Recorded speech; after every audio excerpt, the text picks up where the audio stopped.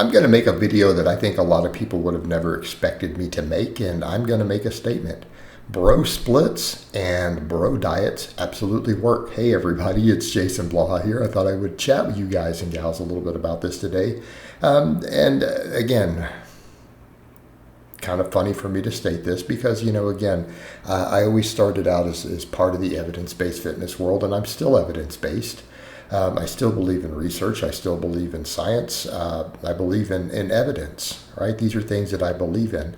But at the end of the day, some things that people need to think about is that a lot of the science has evolved in these areas. It has gotten better. It's gotten better the ability to measure things. And of course, when we're talking about something like fitness, real world evidence absolutely matters. Okay? It absolutely matters. And we cannot completely ignore anecdote, particularly when it comes to physique, when it comes to body transformations, things like that. And what people have to keep in mind, certain methods that people came up with and used for a long time successfully, you can't attribute all of it to gear use. You cannot attribute all of it to just genetics, because if that were the case, then people who did stuff better than them with the same genetics and using the same stuff probably would have done better. And the reality is, setting aside even the evidence itself, because there is evidence towards these things, how many people 20 years ago, 30 years ago, doing the bro methods got into really, really, really good shape? How many people do you still see around today in their 40s, 50s, whatever, who are still in pretty good shape with good physiques from those eras, even in their, compared to other contemporaries? In other words, we see a lot of long-timers in the game who did just fine using those methods and still even in their 50s or 60s today.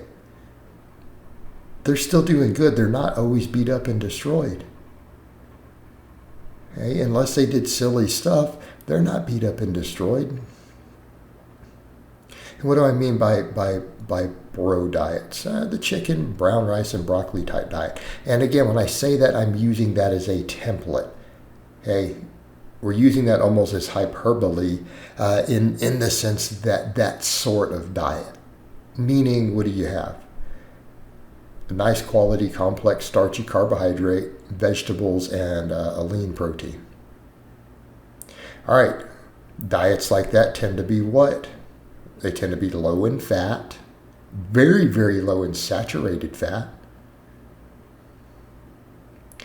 high in carbohydrate, high in protein, high in fiber, almost no refined sugars. Okay, well that's kind of an ideal situation for training, for recovery, and for body fat management. See where we're going with that? Any diet that lets you train really hard is going to produce muscle as long as sufficient protein and everything is there to build it. Well, it's got protein. That sort of diet, though, is going to maintain body fat. It's really hard to get fat eating that way. I'd venture to say that eating that way, most fat people couldn't even keep their body fat.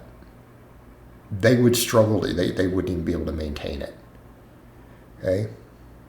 But it's boring. Well, but it works. Okay? Your job might be boring, but you still do it if you need to pay the bills. All right. But it works. And the data on that's good. I mean, seriously, look around the world, barring the extra protein being consumed. Most of the healthiest, longest lived, leaner societies on earth technically eat bro diets, just maybe not quite as much protein. Their diets look kind of like bro diets. Again, look at the evidence for it. What foods create the most problems in the literature? Added fat, saturated fat, that isn't even debated, by the way. I don't know why people still want to pretend like it is. Look at the data closely. Saturated fat's a problem. Look at the metabolic ward studies, directly what it does to the human body. All right.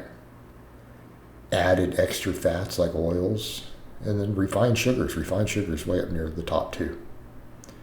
All right, it's all junk. This is what the data shows. Like around the world, Sorry, this is not even really debated in real nutrition circles anymore. It's only little fad fitness fringe stuff. All right, it works, and it produced great physiques for decades. For decades. All right, bro training. Low body part splits.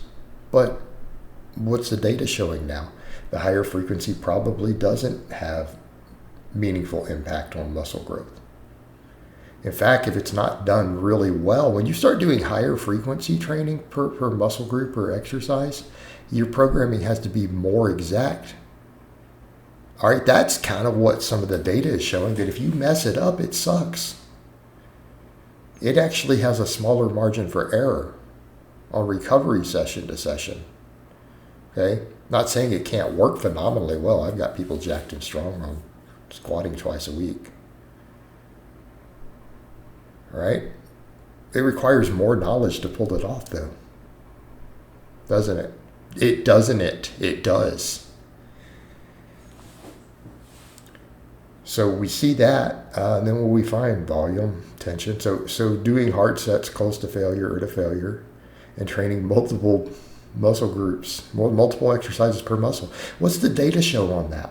No, seriously, what's the exercise science data show? Well, it works pretty good. Frequency doesn't matter that much. We can still maximize training growth with lower frequencies. That's been shown.